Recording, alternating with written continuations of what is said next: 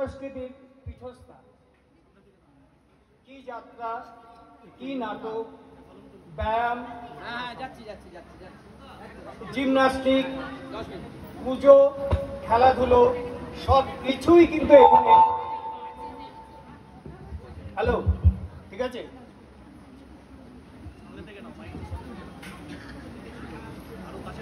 একটু সামনে এসো না, এই লাইটটার সামনে সবাই এসো।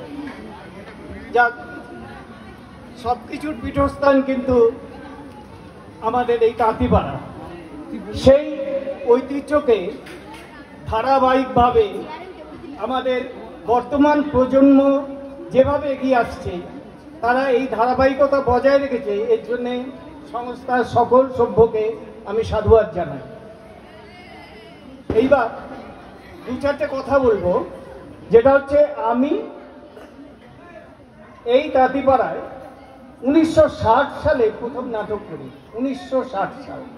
এবং আমাকে সেই নাটকে যে নিয়ে এসেছে, সে কিন্তু কোনোদিন নাটকে অংশগ্রহণ করেনি। তার নামটা না বললেই নয়, অমরেন্দ্রনাথ মান্না, রাতুল আর রাজুর বাবা। সেই সময় আমরা মাঝে মাঝেই এই নাটক করতাম। এরপর 1967 সালে যে আমাকে যাত্রায় নিয়ে এলো, তিনিও কোনোদিন যাত্রা করেননি নিজে।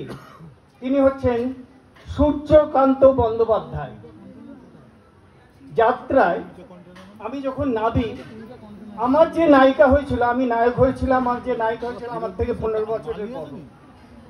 যাই হোক, সেই যাত্রায় পরিচালনা করেছিলেন শ্রী সনৎ বন্দ্যোপাধ্যায়। তিনি, আমি মনে করি, হাজার মতবিরোধ সত্ত্বেও তিনি আমার গুরু। আমি তাকে মানি, তার কাছেই আমি মোটামুটি যাত্রা, নাটক এগুলো শিখেছি। তিনি আজ অসুস্থ, আমি তার কুশল এবং সর্বাঙ্গী সুস্থতা কামনা করি। এবং তিনি প্রায় 100 বছরের দোরগোড়ায় চলে গেছেন। আমি চাই, ঈশ্বরের কাছে প্রার্থনা করি, তিনি যেন শতায়ু হন। এইবার দুটো যাত্রার কথা না বললেই নয়। সেটা হচ্ছে আমাদের এই তাঁতিপাড়ায় একটা হচ্ছে রিক্সাওয়ালা, আর একটা হচ্ছে নটি বিনোদিনী। এই দুটো যাত্রা আমরা বোধহয়, আমরা হুগলি চুঁচড়ো তো বটেই, তার সঙ্গে হাওড়া, কলকাতা, এমনকি বর্ধমান পর্যন্ত বিভিন্ন জায়গায় আমরা ঘুরে বেরিয়েছি এবং মঞ্চস্থ করেছি। এমনকি এই রিক্সাওয়ালা, আমার পরম সৌভাগ্য, এই দুটো যাত্রাতেই আমি অংশগ্রহণ করেছিলাম। এবং এই যাত্রা মানে রিক্সাওয়ালা চুঁচড়োর মাঠে হুগলি ডিস্ট্রিক্ট যাত্রা কম্পিটিশনে প্রথম স্থান অধিকার করেছিল। সেরা পরিচালক হয়েছিল সনৎ বন্দ্যোপাধ্যায় এবং সেরা অভিনেতার স্বীকৃতি পেয়েছিল সেই শান্তি গঙ্গোপাধ্যায়। এবং আরও অনেকেই সেই নাটকে অংশগ্রহণ করেছিল। একটা নাম আমি বলছি, শ্রী অসিত দে। এরপরে আসছে বিনোদিনীর কথা, নটি বিনোদিনী। 1907 সালে এখানে স্টেজ হয়েছিল, 1907 সালে। এবার আমি বিনোদিনী কিছু অংশ এখানে করে দেখাবো। সেখানে অনেকগুলো ক্যারেক্টার থাকবে। আমি নিজের গলায় কোনো রকম মডুলেশন না করে সেই অংশগুলো করব। সেখানে যারা সেই ভূমিকায় পাঠ করেছিল তাদের কাছে ক্ষমা চেয়ে তাদের নামগুলো বলছি। যেমন রাজু চ্যাটার্জি, সন্দীপ আঢ্য, সন্দীপ না সুদীপ আঢ্য, শুভ ব্যানার্জি। আর একজনের কথা না বললেই নয়, তিনি হলেন বিদ্যুৎ প্রামাণিক। খুব কম বয়সে আমাদের ছেড়ে চলে গেছেন। তিনি ঠাকুরের পাঠ করতেন এবং এই ঠাকুরের পাঠ করে একজনের চরিত্রের যে কি পরিবর্তন হতে পারে না দেখলে বিশ্বাস করা যায় না। আমি তাকে উৎসর্গ করে কিছু অংশ নিবেদন করছি। আমি সবাইকার কাছে ক্ষমা চেয়ে নিচ্ছি। এর পরের অংশটুকু সঞ্চালনা করবে রোশালি আকিন্টানা। এর পরবর্তী অংশটি সঞ্চালনায় আসছে রোশালি দে। আপনারা সঙ্গে থাকবেন, কেউ কোথাও যাবেন না। আমাদের একান্ত আন্তরিকতার অনুষ্ঠান, সঙ্গে থাকুন। মুহূর্তে চণ্ডীদাস দেব।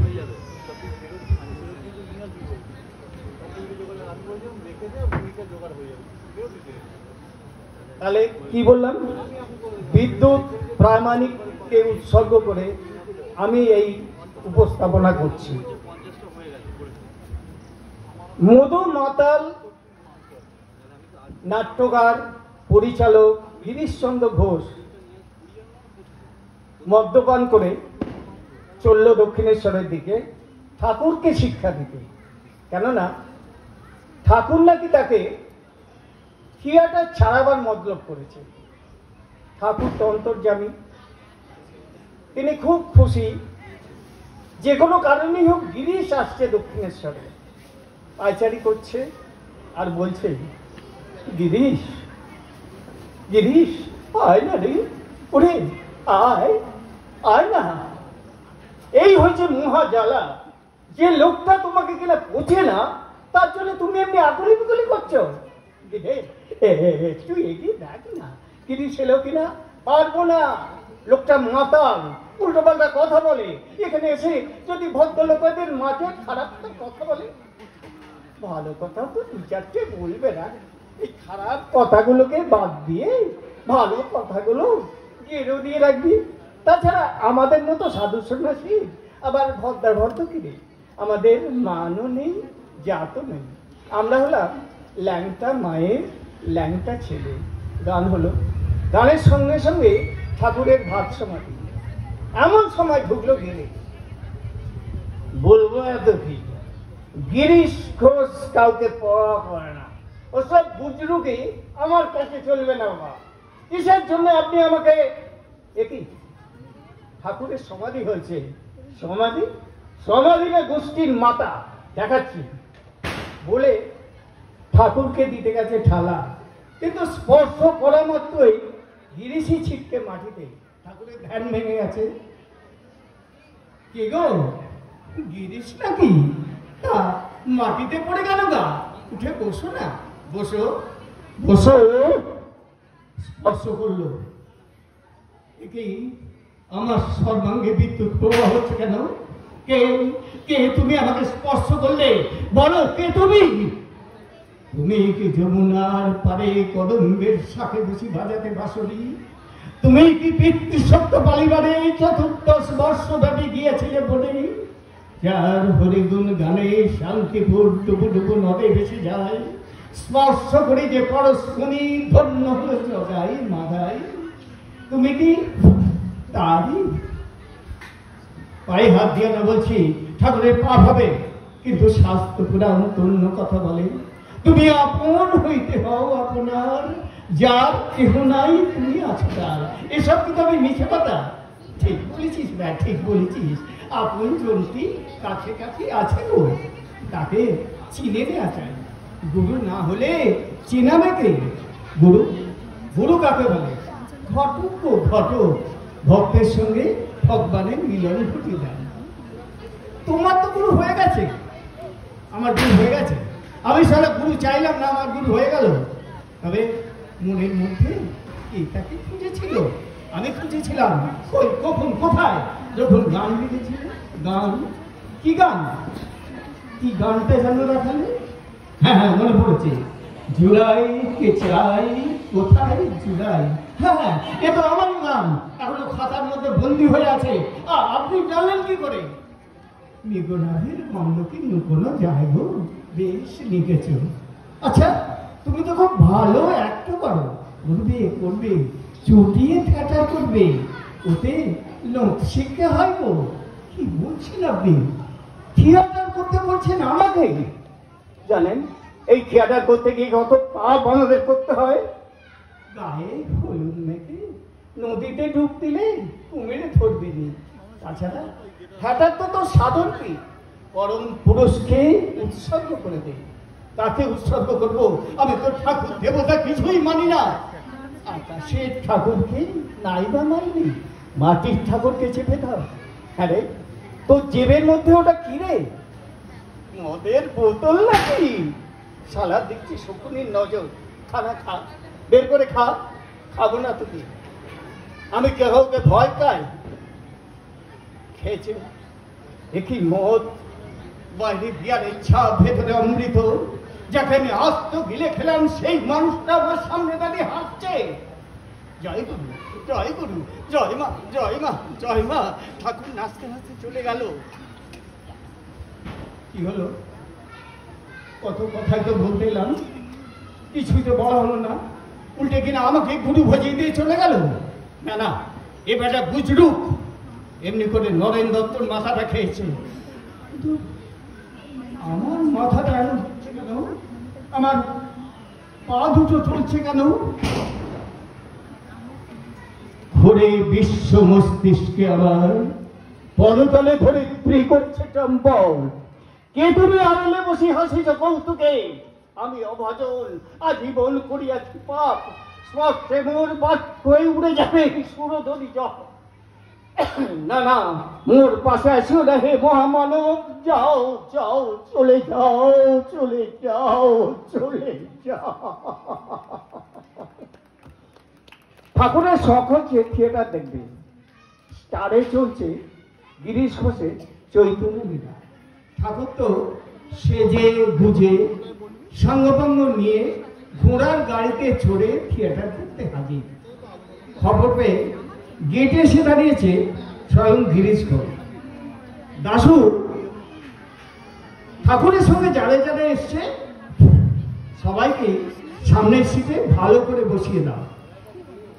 আর ঠাকুর ঠাকুর ঠাকুরের টিকিট লাগবে। কি বলছিস রে? আমি সাধু সন্ন্যাসী মানুষ, পয়সা কোথায় পাবো যে টিকিট কাটবো? ওসব জানি না। থিয়েটার দেখতে হলে টিকিট কেটেই থিয়েটার দেখতে হয়। ওরে দেখ দেখ, গিরিশ সবাই কেমন হেনস্থা করছে দেখ। ও গিরিশ, কি হচ্ছে নাকি? ঠাকুরকে ভেতরে যেতে দাও।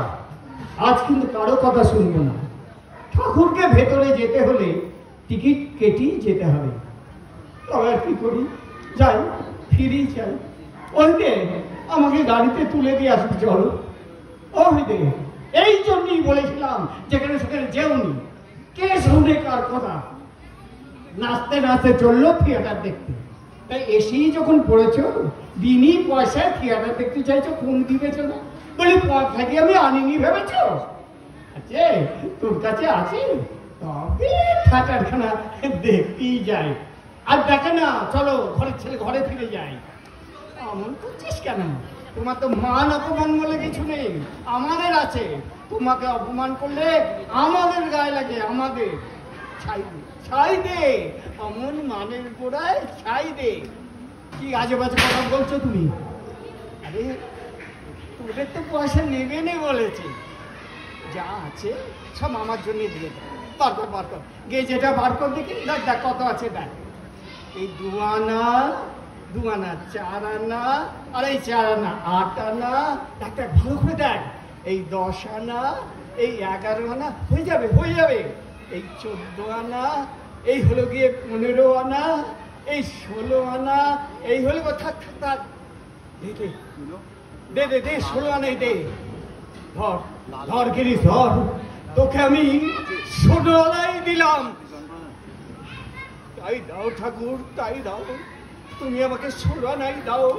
আমি গুণহীন, ভক্তিহীন, চরিত্রহীন মাতাল, নিজের সাধনায় কোনোদিন তোমার কাছে পৌঁছতে পারবো না। তুমি নিজে 16 আনা দিয়ে আমাকে তোমার কাছে স্থান দাও ঠাকুর, আমাকে তোমার পায়ে স্থান দাও। এরপর অভিনয় আরম্ভ হলো। নটি বিনোদিনীর চৈতন্যের ভূমিকায় অভিনয় ঠাকুর আপ্লুত। ঠাকুর তার সঙ্গে নাচতে লাগলো, গাইতে লাগলো। এইভাবে ভালো ভালো থিয়েটার শেষ হলো। থিয়েটার শেষে সবাই এসছে ঠাকুরকে প্রণাম করে আশীর্বাদ নিতে। ঠাকুরের সেদিকে কোনো হুঁশ নেই। ঠাকুর ইতি চাইছে, কাকে যেন খুঁজছে। কই গো তোমাকে নিমাই, কই গো একবার ডাকি তাকে, মহাপ্রভুকে দর্শন করে যাই। অবিনী ঠাকুর খুঁজছে, নাই কাছে গিয়া বিনি মানে আমাদের নটি বিনোদিনী এক কোণে জড়সড় হয়ে দাঁড়িয়ে আছে। কি করে আসবে ঠাকুরের কাছে? কি করে স্পর্শ করবে ঠাকুরের পা? পতিতা পল্লীর বাঘ বনিতার মেয়ে বিনোদিনী মাত্র সত্যি চায় না। এই ছেলেটি বুঝি নিমাই করেছিল? ছেলে নয় ঠাকুর, ছেলে নয়, ও তো মেয়ে। মেয়ে বলিস কি রে? আচ্ছা ঠাকুর, ঠকেছিস তো। সব বুঝলেন ঠাকুর, স্নেহ বড় কণ্ঠে ডাকলেন, আয় মা, কাছে আয় মা, কাছে আয়। এটা উপেক্ষা করা বিনোদিনীর পক্ষে সম্ভব নয়। বিনোদিনী আস্তে আস্তে সেই ঠাকুরের সামনে নত জানিতে বসল। বল মা, বল আমার সঙ্গে বল, হরি গুরু গুরু হরি, হরি গুরু গুরু হরি, হরি গুরু গুরু হরি, হরি গুরু গুরু হরি, হরি গুরু গুরু হরি। তোর চৈতন্য ঠাকুর, এত দয়া তোমার। এরপর বিনোদিনী একটা পাড়া নানা ডালো। এরপর ঠাকুরের জন্য খাওয়া দাওয়ার ব্যবস্থা। গরম গরম লুচি ভাজা হচ্ছে, লম্বা লম্বা বেগুন ভাজা, ছোলার ডাল, আসুন পেতে, কলা পাতায় খাদ্য সামগ্রী সাজিয়ে। আসুন ঠাকুর আসুন, একটু প্রসাদ গ্রহণ করুন। কিন্তু গিরিশ তো এখন এলো নি। এসেবে এসেবে, গিরিশ এখনই এসেবে। তাই বললে কি হয় গা? যার জন্য আসা, তার সঙ্গে দেখা না করি, এত সব ভালো মন্দ খেয়ে নেবো, তাতে যে গেরস্তের অকল্যাণ হবে গো। গিরিশ মেকআপ করছে, এখনই চলে আসবে। তাছাড়া ওই বলেছে আপনাদের তাড়াতাড়ি রওনা করে দিতে, নইলে অনেক রাত্রি হয়ে যায়। তবে আর কি করা যাবে? আয় রে আয়, ওরা কালে আয়, বসে পর, গরম গরম লুচি ঠান্ডা হয়ে যাবে। বসে পর, বসে পর। সবে খাওয়া দাওয়া শুরু করেছে গিরিশ হাজির। ঠাকুর, থিয়েটার কেমন দেখলেন? ভালো, ভালো, খুব ভালো। আপনার ভালো লেগেছে? খুব ভালো লেগেছে। তবে আরেকবার আসবো কিন্তু থিয়েটারখানা দেখতে। বড় ভালো লিখেছিস। একবার দেখে ঠিক মন ভরলো না। তবে হ্যাঁ, আসার সময় টিকিটের পয়সাটা কিন্তু ঠিক মনে করে এটাকে বুঝে আনতে ভুলবো না। তাহলে বলছেন আপনার ভালো লেগেছে? বলছি তো খুব ভালো লেগেছে। তাহলে আপনি বর দাও ঠাকুর। বর তো দিয়ে রেখেছি স্যার, আবার কি বর চাই? তুমি আমার ছেলে হয়ে জন্মাও ঠাকুর। তোর ছেলে বই গেছে, তোর ছেলে হতে আমার বই গেছে। হবে না? Why not? আমি কায়েত বলে, তুমি বাউন আর আমি কায়েত। আমার ছেলে হয়ে জন্মালে তোমার যা যাবে, এত তোমার দাম নাই। বক্তৃতা করা তো খুব, যত্র জীব তত্র শিব, কাদের জীব নয়। আর দ্য ক্যাটস অ্যান্ড ডগস, ওটা বলছি। গরম গরম লুচি এখানে মাত্র খেয়েছি, তুই টেনে তুলে দিচ্ছিস। বাকিটা দক্ষিণেশ্বরে গিয়ে যাও, ভণ্ড তপস্যা কথা না। যাও, বেরিয়ে গেট আউট। কি করছো গিরিশ? ওগো, এ তুমি কি অন্যায় করছো? দাদা, এবার থামো। মাস্টারমশাই, বিনোদিনী বলছে, মাস্টারমশাই আপনি অন্যায় করছেন, আপনি কিন্তু পাপ করছেন। হারাম জাদি, বেচ্ছা মাগি, তুই আমাকে জ্ঞান দিতে এসছিস? যা, দূর হয়ে যা আমার সামনে থেকে, আর যেন তোর মুখ দর্শন করতে না হয়। মাস্টারমশাই, সবাই স্তম্ভিত। যাকে গিরিশ নিজের মেয়ের মতন সম্মান করে, দেখে, ভালোবাসে, যার জন্যে সকলে দাঁড়িয়ে আছে স্টার থিয়েটারের মঞ্চে, যে সব কিছু ছেড়ে এখানে থিয়েটারের ছেড়ে পড়ে আছে, তার উপর গিরিশের এইরকম আচরণ। কিন্তু এত কথা বলে গিরিশই যেন কেমন হয়ে গেল, মাথা ঘুরতে লাগলো, পা চলতে লাগলো। সবাই এসে গিরিশকে ধরে ফেললো। ঠাকুর বলছে, ওরে দেখ দেখ গিরিশে কি হলে দেখ। আর দেখে না, এবার মেরে তোমার ঠ্যাং ভেঙে দেবে। চলো চলো শিগগিরি। ঠাকুরকে টানতে টানতে নিয়ে যাচ্ছে। ঠাকুর বার পেছন ফিরে বলছে, মা, গিরিশকে মাফ করে দে মা, গিরিশকে মাফ করে দে। গিরিশের মঙ্গল কর মা, গিরিশের মঙ্গল কর, গিরিশের মঙ্গল কর। এরপরে যখন চেতনায় ফিরে দিল, গিরিশ ভাবছে, তাতে কি হয়ে গেল? কেন এমন হলো? কে আমাকে দিয়ে সব কাজ করলো? এ তো আমি নই, এ তো অন্য গিরিশ। কিন্তু হাতের তীর তো বেরিয়ে গেছে। বিনোদিনী থিয়েটার ছেড়ে দিতে এসছে, সব ছেড়ে ছুড়ে বিভাগী হয়ে দেশে চলে যাবে। থিয়েটার উঠে যাবার উপক্রম, আর সহ্য করতে পারলো না গিরিশ। হাতে বিষের বড়ি নিয়ে চললো আত্মহত্যা করতে। To be or not to be, that is the question. জুড়াইতে চাই, কোথায় জুড়াই? কোথা হতে আসি, কোথা ভেসে যাই? life. There is none to cool my heated brow. না না, এই তো সুধার পড়ি, এর সব কটা খেয়ে চিরকালের মতো ঘুমিয়ে পড়বো। চলো খাবে চলো। আর খাবো না শুনো, যে মুখে গুরু নিন্দা করছি সে মুখে আর অন্ন গ্রহণ করতে পারবো না। কিন্তু ঠাকুর তোমাকে আগে মাফ করে দিয়ে গেছেন, তাছাড়া একমাত্র তোমাকে তো তিনি তার 16 আনা দান করেছেন। ঠিক বলেছো সুরত, ঠিক বলেছো, আমার মতো মহাপাপীকে তিনি 16 আনা দান করেছেন। কিন্তু আমি তাকে কি দিয়েছি? দিয়েছ অখণ্ড ভালোবাসা, আর সেই বিশ্বাসের জোরেই তিনি বারবার তোমার কাছে ছুটে আসেন। কিন্তু আমি তো সেই বিশ্বাসের গায়ে কাদা লাগিয়ে দিয়েছি, সে কাদা চোখের জলে ধুয়ে যাবে। কিন্তু আমার চোখে তো জল নেই, তোমার মাথায় আমার তো আছে। তাছাড়া মুখে কিছু না দিলে শরীর থাকে কি করে? খাবো সুরত খাবো, তবে ভাত নয় এই অমৃতের বড়ি। ও একই সর্বনাশ করছো। ছেড়ে দাও সুরত, ছেড়ে দাও, আমাকে ছেড়ে দাও। জয় শ্রীরামকৃষ্ণ, জয় শ্রীরামকৃষ্ণ। গিরিশ, গিরিশ, এমন আকুল কণ্ঠস্বরে কি আমাকে ডাকছে? ওগো, এই যে আমাদের ঠাকুরের গলা, কি বলছো কি তুমি? গিরিশ, কি আমি কি স্বপ্ন দেখছি? রাত্রির এই তৃতীয় প্রহরে আপনি আমার ঘরে চিনে তুই যে আমাকে ডাকলি ঠাকুর, ঠাকুর, ঠাকুর। ঠাকুর চোখের জল মুছে দিচ্ছে। কাঁদছিস কেন ঠাকুর? এত দয়া তোমার? এমন কোন পাপ কাজ নেই আমি করিনি। বয়ে আমি গঙ্গা স্নান করি না, পাছে আমার স্পর্শে প্রতি পাবনি গঙ্গার জল বাষ্পয়ে উড়ে যায়। সব জেনেও তুমি আমাকে নিজ গুণে তোমার পায়ে ঠাঁই দিয়েছ। আমি তার যোগ্য প্রতিদান দিয়েছি তোমাকে অপমান করে। অপমান করেছিলে নাকি? তবে যে মা বললে ওতে অপমান হয়নি গো। অবোধ শিশু বাপকে তো কত নাতি মারে, তাতে কি বাপে মান যায় রে? হ্যাঁ রে, এই কথা বললো মা। সত্যি আমি অবোধ শিশু ঠাকুর, নিজেকে আর আমি বিশ্বাস করি না। বলো বলো ঠাকুর, বলো কিসে আমার চৈতন্য হবে? সকাল সন্ধে নাম জপ করবি? পারবো না ঠাকুর, পারবো না, এভাবে নাম জপ করতে পারবো না। তবে সকালে করবি, সকালে সকালে খিদে পেয়ে যায়, ঠিক আছে, খাওয়ার পরেই করিস, তাহলেই হবে। এবার খুশি তো? না ঠাকুর, খাওয়ার পরে আবার ঘুম এসে যায়, ওসব নাম জপ করতে পারবো না ঠাকুর। নাম আমার দ্বারা হবে না। তাও পারবি না, তবে আর কি করা যাবে? বেশ, তবে দে শালা দে, আমাকে তোর বকলমা দে। কি বলছো কি তুমি? বলছি তো, দে আমাকে তোর বকলমা দে। ঠাকুর, আমি মহাপাপী, মাতাল, চরিত্রহীন, আমার সমস্ত পাপ তুমি গ্রহণ করবে? আমার আবার চিন্তা কিসে? মাই বুঝবে সব। এখন দে দেখি আমাকে তোর বকলমা দে। বেশ, তাই হোক, তোমাকেই আমি বকলমা দিলাম। আজ হতে তুমি আমার হয়ে জপ করো, তপ করো। আমার পাপ নাও, পুণ্য নাও, দেহ নাও, মন নাও, জ্ঞান নাও, বুদ্ধি নাও, বল নাও, মুন্য নাও।